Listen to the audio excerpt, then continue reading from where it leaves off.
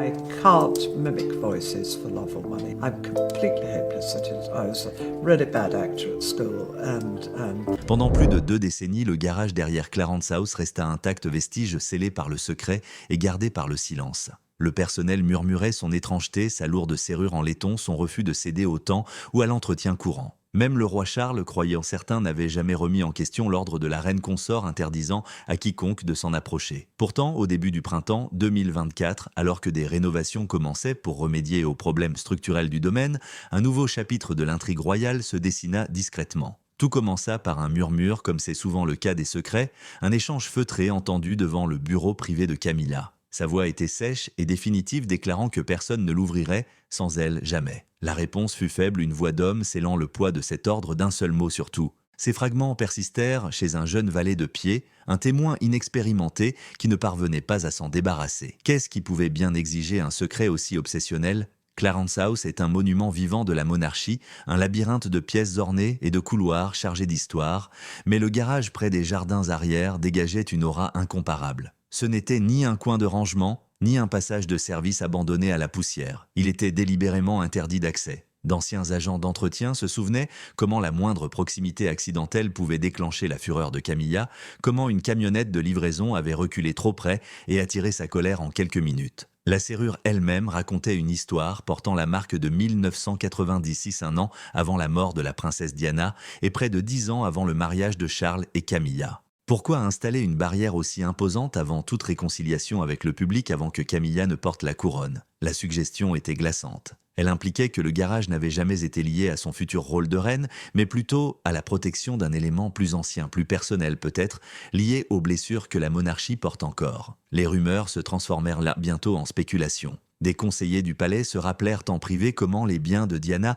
avaient été dispersés après sa mort, certains revenant à Althorp, d'autres soigneusement catalogués. Pourtant, quelques objets disparurent, tout simplement. Un collier des lettres, une petite boîte, qui n'apparaissait jamais dans les inventaires. Ces détails avaient été balayés d'un revers de main considérés comme des oublis, mais le verrou inflexible de Clarence House laissait entrevoir une possibilité plus sombre. Et si ces objets avaient été cachés à la vue de tous, et si l'espace privé de Camilla servait également de coffre-fort pour les choses que la couronne souhaitait oublier, à l'approche de l'année 2025, le silence qui entourait Clarence House s'épaississait. Charles souffrant se retirait souvent à Balmoral tandis que les apparitions de Camilla diminuaient et que sa solitude s'approfondissait. Les équipes de rénovation se déplaçaient avec des plans et des échelles, mais lorsqu'un ouvrier s'enquit du logement verrouillé pour les vérifications de routine du câblage, les superviseurs étouffèrent immédiatement la question. Des ordres d'en haut. C'était une phrase suffisamment répétée pour faire du garage un repère interdit. Ce que personne ne réalisait alors, c'est que le silence, comme les serrures, a une limite. La découverte arriva presque par hasard. Un peintre chargé de retirer des cadres dans un couloir oublié trouva une petite pochette en cuir dissimulée dans un mur creux. À l'intérieur se trouvaient 2 clés en laiton gravées des initiales CS Camilla Shand. L'une correspondait à une clé de secours de la porte d'entrée, mais l'autre était inconnue, lourde, marquée du même poinçon que la serrure du garage. Le contremaître l'a mis dans sa poche en secret, accablé par des histoires longtemps murmurées mais jamais prouvées. Ce soir-là, alors que Clarence House était silencieuse,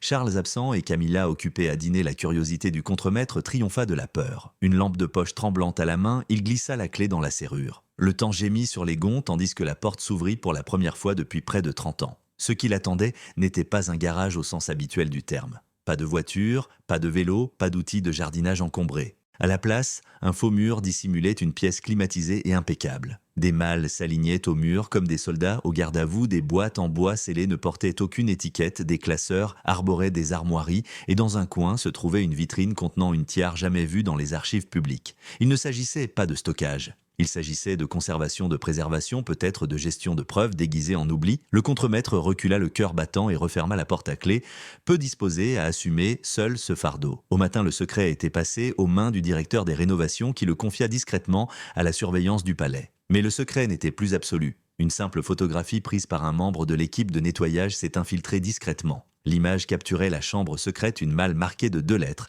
effacée, déesse Diana Spencer. Cette inscription discrète a brisé des décennies de silence. Le moment n'était pas fortuit. En Europe et en Amérique, les débats de presse sur la responsabilité royale avaient déjà été relancés par de nouveaux documentaires et un regain d'intérêt pour les chapitres non résolus de la vie de Diana. Des panels de la BBC ont évoqué la confiance publique fragilisée envers la monarchie, tandis que Reuters a rapporté des sondages révélant un scepticisme générationnel envers la transparence royale. Soudain, la découverte à Clarence House ressemblait moins à un commérage isolé qu'à la pointe visible d'une exigence plus large de vérité. Le verrou avait tourné, le murmure était devenu une voix et le passé était agité. Pendant des années, la monarchie avait géré les ombres au moyen de récits soigneusement orchestrés, mais cette chambre, ces objets défiaient toute manipulation. Ils soulevaient des questions plus anciennes que la couronne de Camilla et plus lourdes que n'importe quelle tournée d'excuses publiques. Qu'avait-on caché si délibérément et pourquoi ce silence avait-il perduré pendant près de 30 ans? Alors que le poids de la révélation se répandait dans les couloirs et les cercles médiatiques,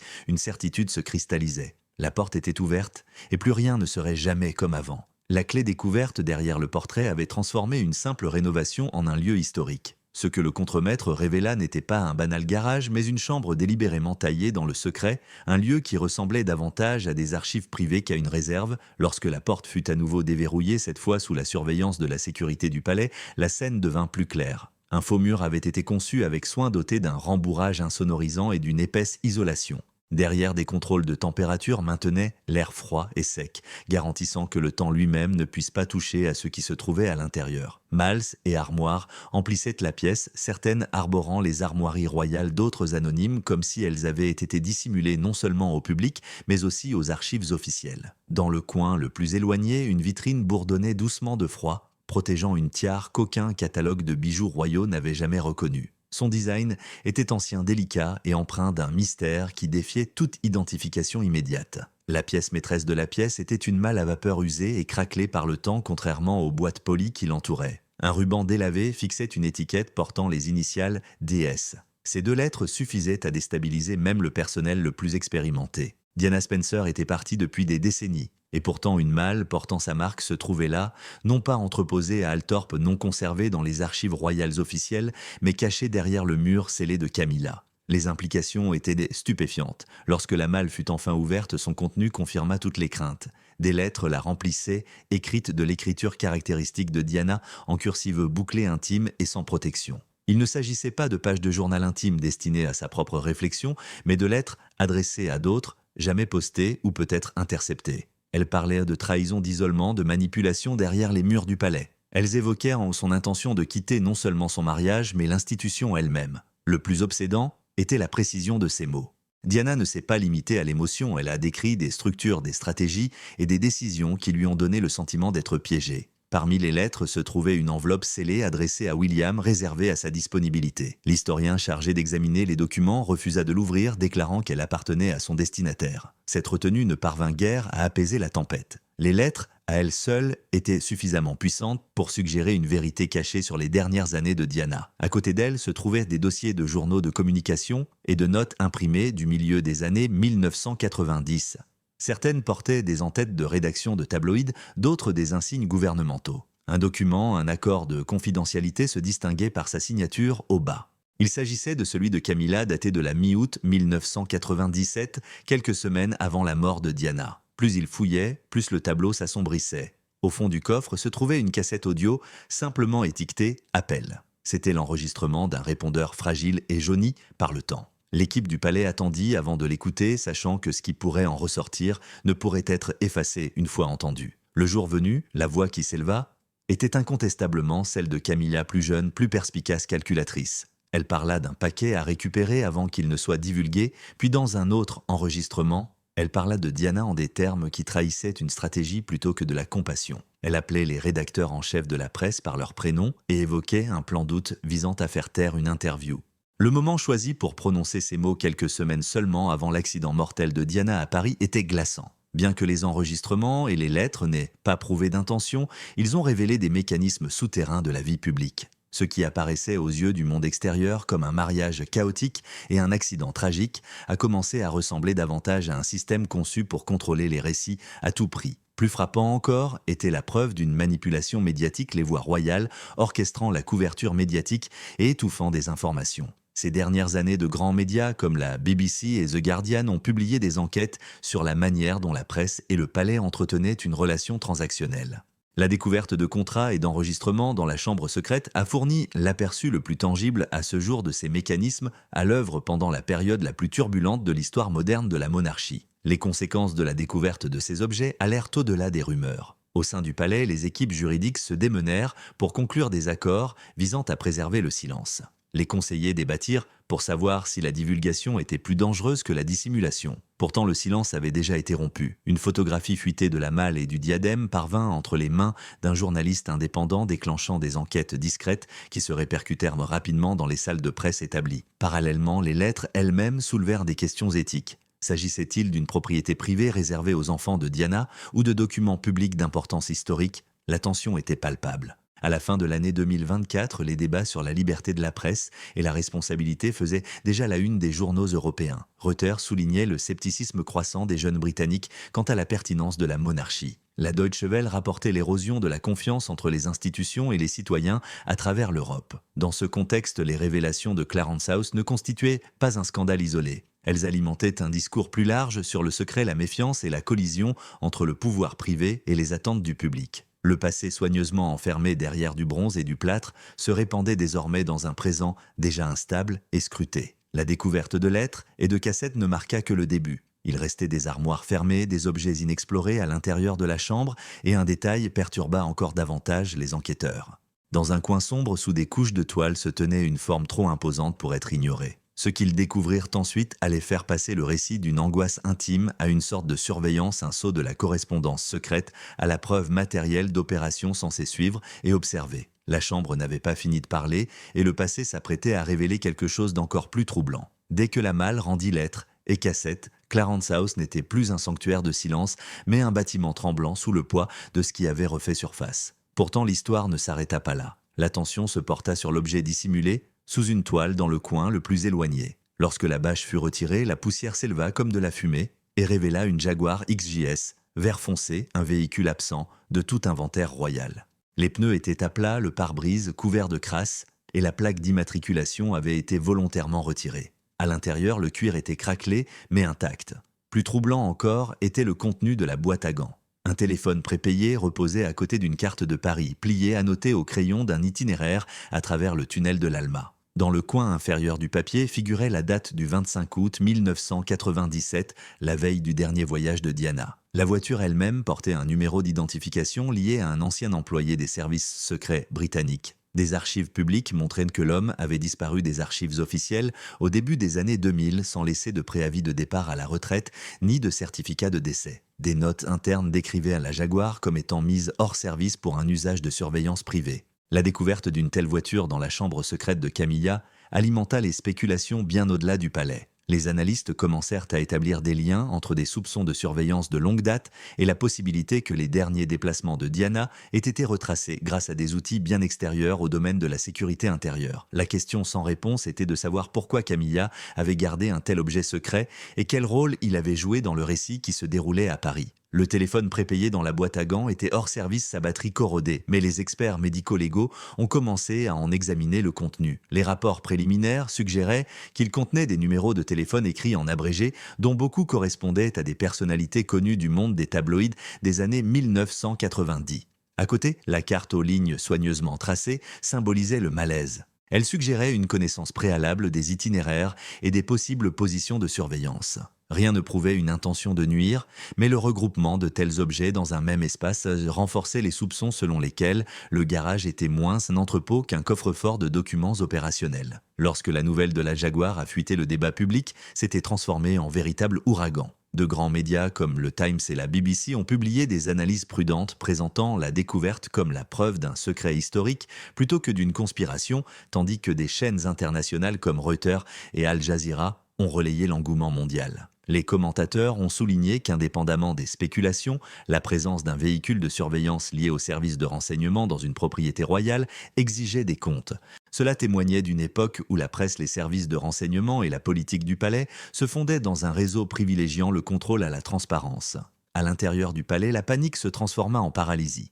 Les avocats préparaient leurs déclarations tandis que les conseillers chuchotaient au sujet de la limitation des dégâts. La voiture fut discrètement retirée sous haute surveillance, tard dans la nuit, emmenée non pas dans un garage royal, mais dans un établissement gouvernemental pour examen. Pourtant, le secret ne put l'emporter sur la curiosité. À l'aube des initiés avaient déjà informé certains journalistes de ce qui avait été déplacé. Des photos d'un véhicule couvert, transporté depuis Clarence House, circulèrent en ligne accompagnées de légendes spéculatives. Aux yeux du public, cela ressemblait moins à une enquête sérieuse qu'à des preuves subtilisées avant que les questions ne trouvent des réponses. Pendant ce temps, l'analyse des lettres et des enregistrements se poursuivait. Les propos de Diana sur l'isolement et la manipulation étaient revisités dans le contexte du Jaguar et du plan de Paris. L'expression « plan d'août », autrefois une simple ligne glaçante sur un enregistrement, prenait un nouveau sens. Les historiens débattaient de sa signification. Certains suggéraient qu'elle faisait référence à une stratégie médiatique destinée à contrer l'indépendance croissante de Diana. D'autres craignaient qu'elle ne révèle quelque chose de plus sombre, une tentative coordonnée de contrôler ses faits et gestes. L'absence de contexte laissait toutes les possibilités ouvertes, ce qui ne faisait qu'accroître le malaise. Partout en Europe, des parallèles ont été établis avec les récents débats sur la surveillance gouvernementale et l'éthique de la presse. Des enquêtes sur les pratiques des médias, comme celle sur le piratage téléphonique des tabloïds au Royaume-Uni, ont refait surface dans les éditoriaux. Les commentateurs ont rappelé aux lecteurs que les institutions entretenaient souvent des liens symbiotiques avec la presse, échangeant accès contre influence. Les documents de Clarence House semblaient apporter la preuve historique que de telles pratiques touchaient les recoins les plus intimes de la vie royale. Il rappelait au public que Diana se plaignait depuis longtemps d'être suivie, son téléphone surveillé et son récit déformé. Aujourd'hui, des artefacts semblaient confirmer que ces soupçons n'étaient pas infondés. La révélation de la Jaguar et du téléphone prépayé a déplacé le récit du deuil privé vers des questions systémiques. Si ces objets avaient été délibérément cachés, qui d'autres l'avaient su? Camilla avait-elle agi seule ou la couronne elle-même avait-elle autorisé la dissimulation? Pourquoi ces documents avaient-ils été conservés pendant des décennies, protégés par des verrous plus anciens que son mariage?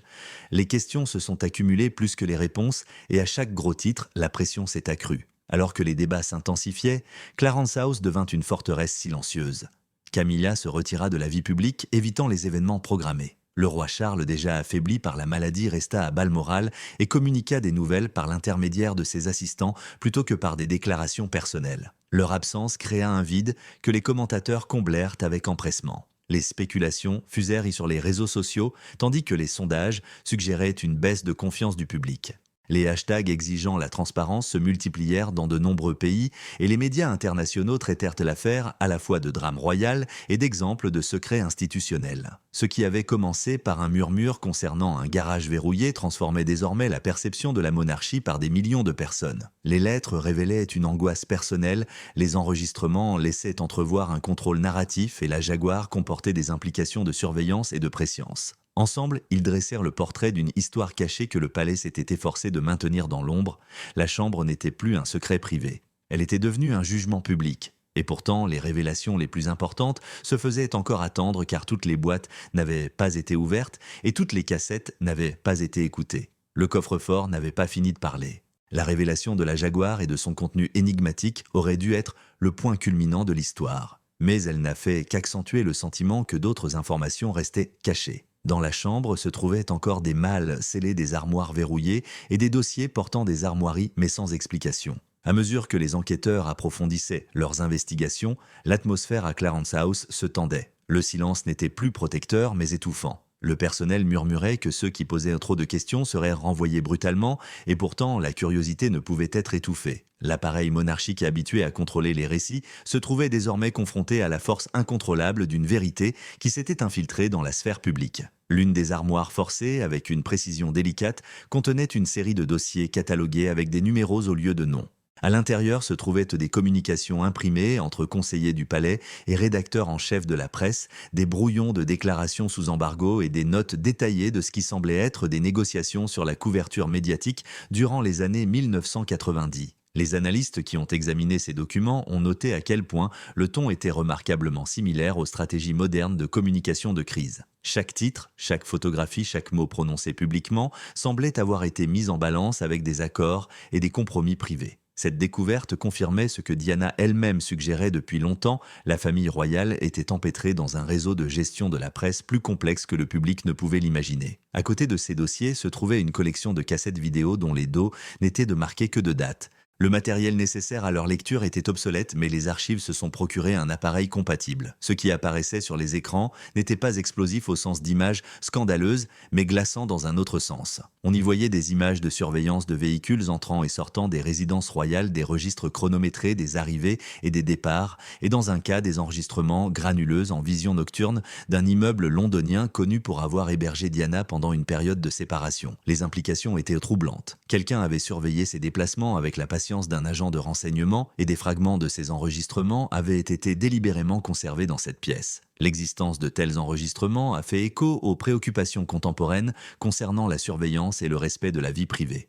Partout en Europe, le débat fait rage sur l'utilisation de la technologie par les gouvernements pour surveiller les citoyens. Des médias comme Deutsche Welle et la BBC ont publié des analyses sur la façon dont une surveillance incontrôlée érode la confiance dans les institutions. Dans ce contexte, l'idée que Diana elle-même ait pu être surveillée par des forces liées à la monarchie a trouvé un profond écho auprès du public. Cela suggérait que ces craintes souvent qualifiées de paranoïa étaient ancrées dans des réalités tangibles. À mesure que ces révélations se déroulaient, Clarence House se retrouvait assiégé. Les conseillers tentèrent d'élaborer des réponses prudentes, mais chaque mot semblait évasif.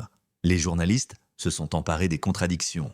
Reuters rapportait que la confiance du public envers la monarchie avait fortement chuté lors des récents sondages, les jeunes générations se demandant si l'institution servait encore son utilité dans une société qui exigeait la transparence. Al Jazeera a souligné comment l'affaire avait gagné en popularité au-delà de la Grande-Bretagne, relançant le débat en France sur l'enquête sur l'accident mortel de Diana. Le récit ne portait plus sur les secrets d'une famille privée. Il s'agissait désormais d'un débat mondial sur la responsabilité, le pouvoir et la prise de conscience historique. Au palais, la pression a fragilisé les relations, l'absence de Camilla aux événements publics s'est prolongée pendant des jours, puis des semaines, tandis que la maladie de Charles limitait sa capacité à projeter son autorité. William et Harry ont été propulsés sous les feux des projecteurs non par choix, mais par les circonstances, tandis que les spéculations publiques se tournaient vers eux.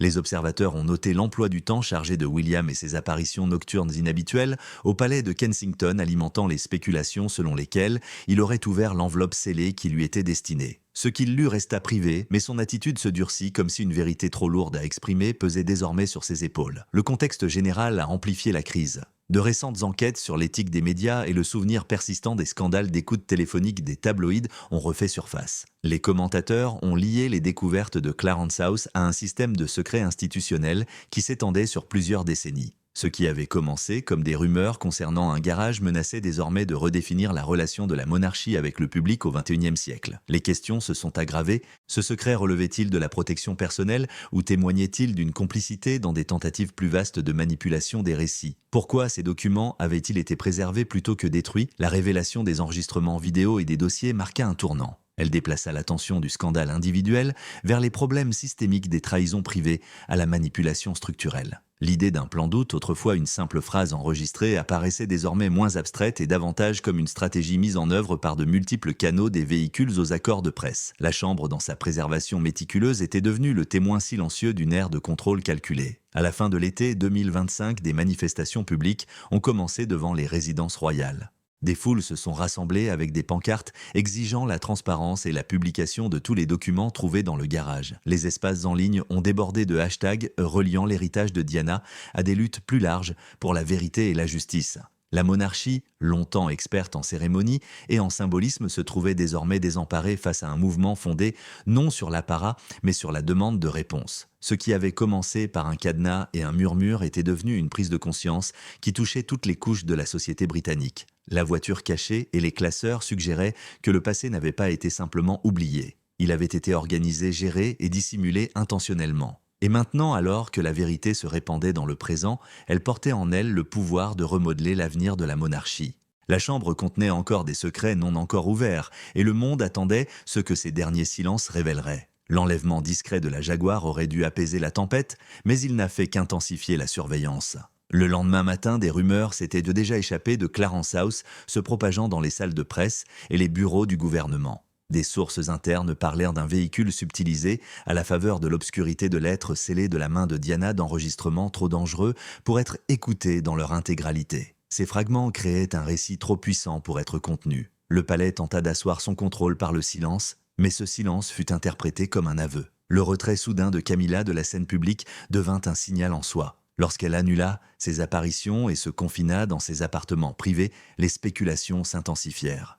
Les journalistes commencèrent à retracer ses déplacements au fil des décennies, revisitant d'anciens scandales et établissant des liens entre son absence actuelle et les controverses des années 1990. Chaque éditorial semblait moins s'intéresser aux preuves qu'à ce que le palais refusait de nier. À la une des journaux britanniques et internationaux, le même message se dessinait: la monarchie traversait une crise de crédibilité. La réaction du public s'est intensifiée à chaque fuite d'images. La photographie de la malle portant les initiales de Diana est devenue un symbole récurrent sur les réseaux sociaux. Les hashtags exigeant la transparence ont fait le tour du monde, unissant les voix des jeunes désillusionnés par les cérémonies royales et celles des générations plus âgées encore marquées par la blessure de la mort de Diana. Les commentaires des principaux médias se sont remplis d'appels à une enquête indépendante.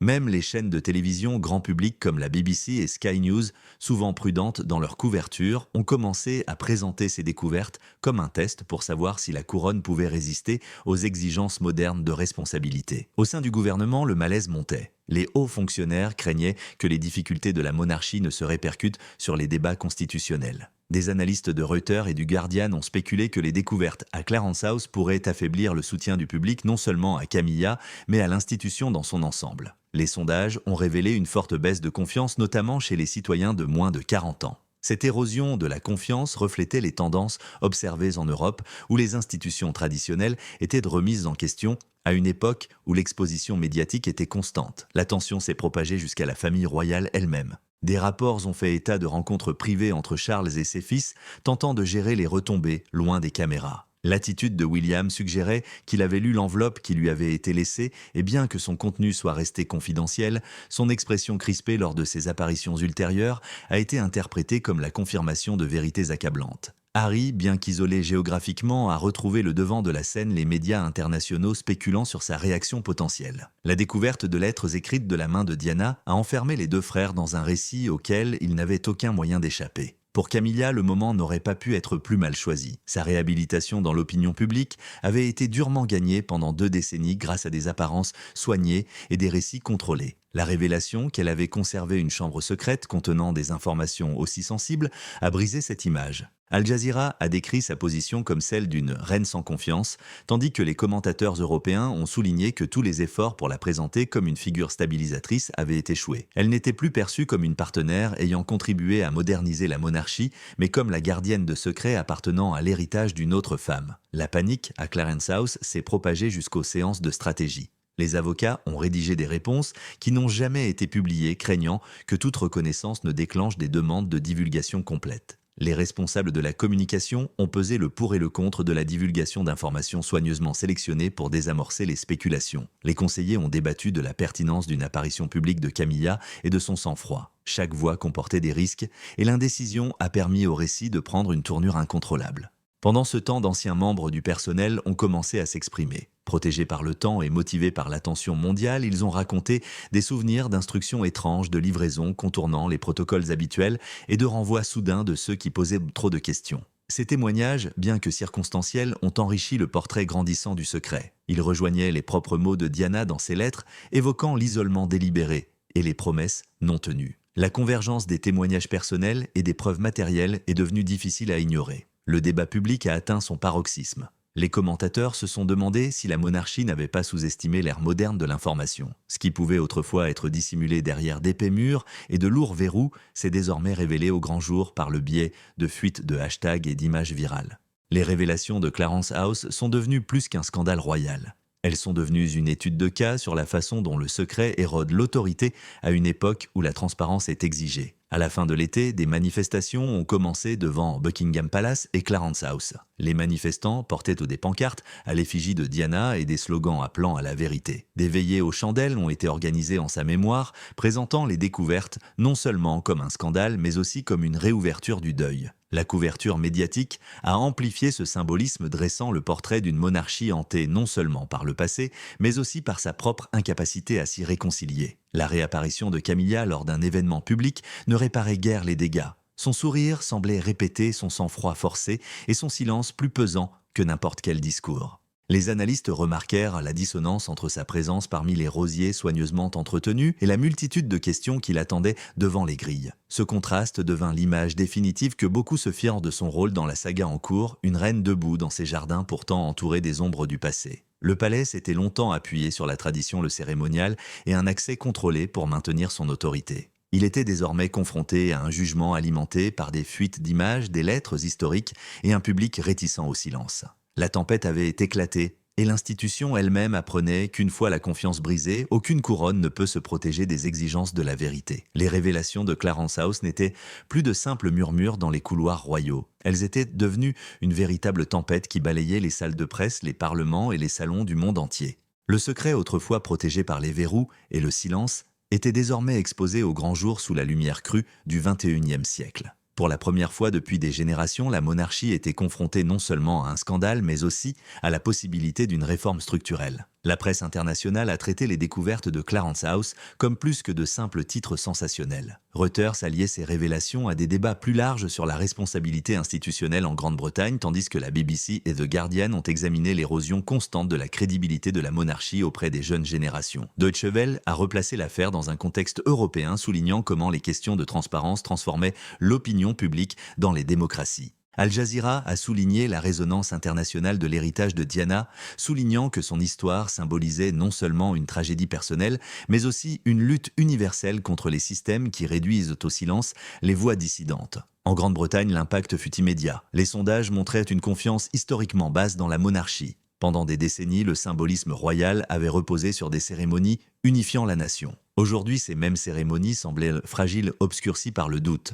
Les commentateurs de Sky News se demandaient si la couronne pouvait résister à une culture moderne exigeant une transparence constante. Des éditoriaux suggéraient que la découverte de lettres d'enregistrement et d'équipements de surveillance prouvait que la monarchie ne s'était pas adaptée à l'ère numérique où les fuites se propagent plus vite que les déclarations officielles et où le silence est perçu comme un signe de culpabilité. Les voix des fils de Diana prirent le devant de la scène même si elles restèrent largement silencieuses. Chaque mouvement, chaque événement annulé, chaque changement de ton fut interprété comme une réponse. L'expression sombre de William, après avoir, semble-t-il, lu l'enveloppe qui lui était adressée, avait plus de poids que n'importe quel discours. Les analystes spéculèrent que son contenu pourrait façonner sa vision du rôle futur de la monarchie elle-même. Harry, bien que plus distant, fut entraîné dans les commentaires, les chaînes américaines présentant la saga de Clarence House comme la preuve que ses critiques du secret royal avaient des racines plus profondes. La monarchie, autrefois forteresse, était devenue une famille exposée sur tous les fronts. La position de Camilla devint précaire. Autrefois louée pour sa réhabilitation progressive, elle était désormais présentée comme la gardienne d'un trésor qui minait la confiance même qu'elle avait œuvré pour bâtir. Les chroniqueurs européens se demandaient si son autorité de reine survivrait à l'idée qu'elle avait conservé une archive cachée de la souffrance de Diana. Al Jazeera la décrivit comme une monarque à l'ombre du fantôme d'une autre femme, une expression qui se répandit rapidement sur toutes les plateformes. Pour les partisans de la couronne, son silence relevait d'une retenue stratégique. Pour les critiques, c'était une confirmation de culpabilité. Le débat s'est étendu au-delà des individus touchant l'institution elle-même. Des constitutionnalistes se sont demandé si le Parlement devait exiger l'accès à tous les documents découverts à Clarence House. Des militants ont fait valoir que les fonds publics destinés à soutenir la monarchie exigeaient en contrepartie une reddition de comptes. Des foules se sont rassemblées devant les résidences royales pour exiger la publication de chaque document et enregistrement, considérant qu'il ne s'agissait pas seulement d'une affaire royale, mais d'un droit national à la vérité. Les défenseurs de la monarchie ont rétorqué que l'histoire n'est jamais exempte de complexité et que les archives privées ne devaient pas être instrumentalisées. Pourtant, la pression en faveur de la divulgation n'a cessé de croître. Cette histoire a également fait écho à des questions plus larges d'éthique médiatique. Les enquêtes sur la manipulation de la presse menées dans les années 1990 avaient déjà ébranlé la confiance du public, notamment après les scandales d'écoute téléphonique. Les conclusions de Clarence House ont ravivé ces inquiétudes. L'idée que des personnalités royales puissent négocier des récits avec les rédacteurs en chef ou menacer Diana de la réduire au silence a renforcé l'image d'un système intriqué avec la presse d'une manière que le public n'a jamais pleinement comprise. Les historiens ont noté que ce schéma n'était pas propre à la Grande-Bretagne. Partout dans le monde, des institutions qui s'appuyaient autrefois sur une communication contrôlée ont désormais été confrontées à des crises lorsque des stratégies cachées ont été révélées. Au fil des semaines, la tempête ne semblait pas vouloir s'apaiser. Les manifestations se poursuivaient et les hashtags associaient l'héritage de Diana aux exigences actuelles de transparence. Les commentateurs suggéraient que la survie de la monarchie dépendait de l'ouverture d'esprit plutôt que d'un repli sur la tradition. Certains réclamaient une enquête indépendante, similaire à celle menée après les failles de la sécurité nationale, insistant sur le fait que seule une enquête impartiale pourrait restaurer la confiance. D'autres soutenaient que la monarchie, de par sa nature même, ne pouvait survivre à une telle exposition, que sa mystique reposait sur le secret. Les révélations de Clarence House ont imposé une prise de conscience qui a dépassé la famille royale. Elles sont devenues le miroir de la lutte de la société pour la vérité et la mémoire. Elles ont posé la question de savoir si les nations peuvent se réconcilier avec des histoires douloureuses ou si elles préfèrent laisser le silence protéger le passé. Elles ont rappelé au monde que les institutions, aussi vénérables soient-elles, sont vulnérables lorsque la confiance est perdue. Au final, le garage fermé derrière Clarence House était plus qu'un espace physique. C'était un symbole de la façon dont le pouvoir cherche à enterrer ce qu'il ne peut expliquer. Ces faux murs dissimulaient non seulement des lettres et des enregistrements, mais aussi la frontière fragile entre le deuil privé et la responsabilité publique. Une fois franchie, cette frontière s'effondrait et les échos de la voix de Diana emplissaient le présent. La capacité de la monarchie à résister à ces échos demeure incertaine, mais une vérité a déjà prévalu. Certains secrets refusent de rester cachés et lorsqu'ils surgissent, ils façonnent l'avenir autant qu'ils éclairent le passé. Le bilan ne fait que commencer, le passé parle, et la question qui subsiste est de savoir si la Grande-Bretagne, sa monarchie et le monde sont prêts à l'écouter.